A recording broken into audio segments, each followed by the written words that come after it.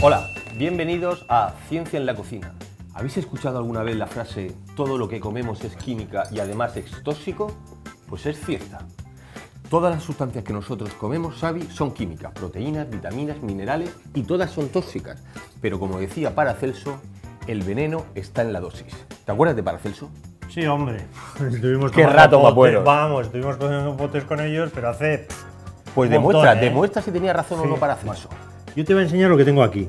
Sí. Esto es mandioca.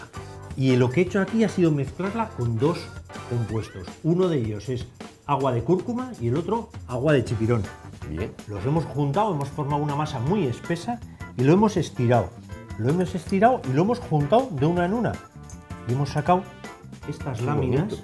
Qué bonito. Mira qué lámina. Sí, está aquí sí. el lado negro y aquí el lado amarillo de cúrcuma. Resulta que la mandioca, cuando se corta la raíz, se activan unas enzimas.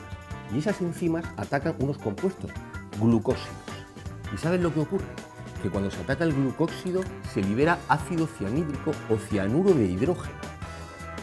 No le hagáis mucho caso porque yo creo que esto es tóxico. Que si es tóxico, es el mismo compuesto que se utilizaba en las cámaras de gas. Vamos, Con 1 gramo de esto, Xavi, te mando al otro mundo. Bueno, no sigas porque yo soy muy delgadito, a mí con medio gramo.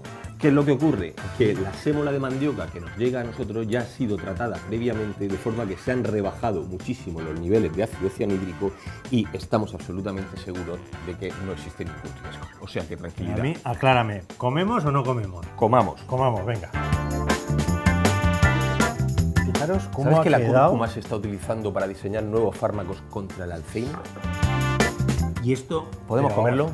Vamos a probarlo. Bueno, no sé, antes has hablado del Paracelso. De Paracelso, acuérdate, vamos a fiarnos de Paracelso. Sí, En la dosis se basaba si era venenoso o no era venenoso. Yo me fío de Paracelso.